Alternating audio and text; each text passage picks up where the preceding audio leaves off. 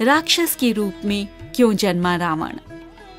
पुलत्स्य ऋषि के उत्कृष्ट कुल में जन्म लेने के बावजूद रावण का पराभव और अधोगति के अनेक कारणों में मुख्य रूप से दैविक और मायिक कारणों का उल्लेख किया जाता है।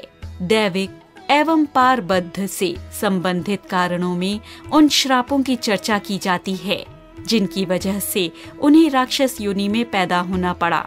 मायिक स्तर पर शक्तियों के दुरुपयोग ने उनके तपस्या से अर्जित ज्ञान को नष्ट कर दिया था।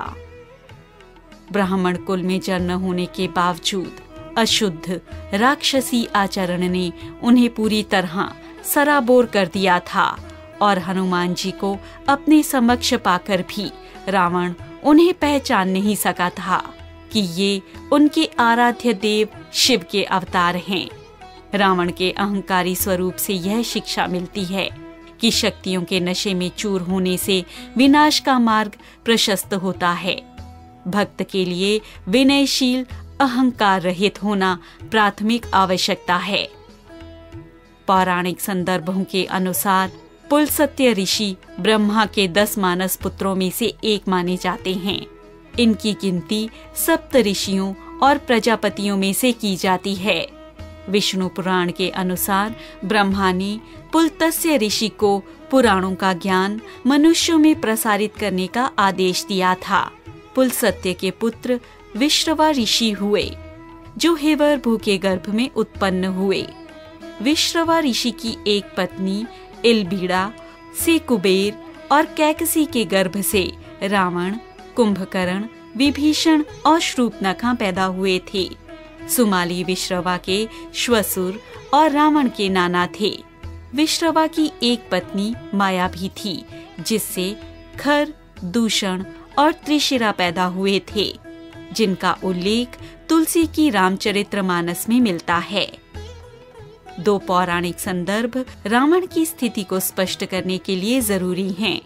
एक कथा के अनुसार भगवान विष्णु के दर्शन हेतु सनक, सनंदन आदि ऋषि बैकुंठ पधारे, परंतु भगवान विष्णु के द्वारपाल जय और विजय ने उन्हें प्रवेश देने से इनकार कर दिया।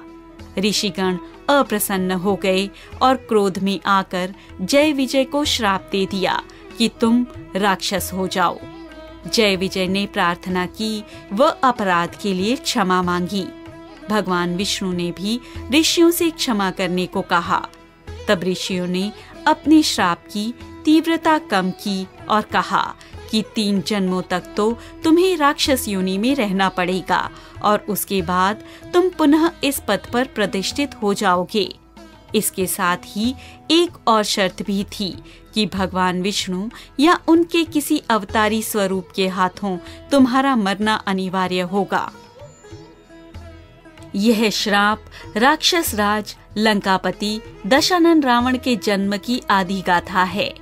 भगवान विष्णु के ये द्वारपाल पहले जन्म में हिरण्याक्ष और हिरण्याक्षपु राक्षसों के रूप में जन्मे। हिरण्याक्ष राक्षस बहुत शक्तिशाली था और उसने पृथ्वी को उठाकर पाताल लोक में पहुंचा दिया था। पृथ्वी की पवित्रता बहाल करने के लिए भगवान विष्णु को वराह अवतार धारण करना पड़ा। फिर विष्णु ने हिरण्याक्ष का वध कर पृथ्वी को मुक्त कराया था। हिरण्याक्षपु भी ताकतवर राक्षस था और उसने वरदान प्राप्त कर अत्याचार करना प्रारंभ कर दिया था।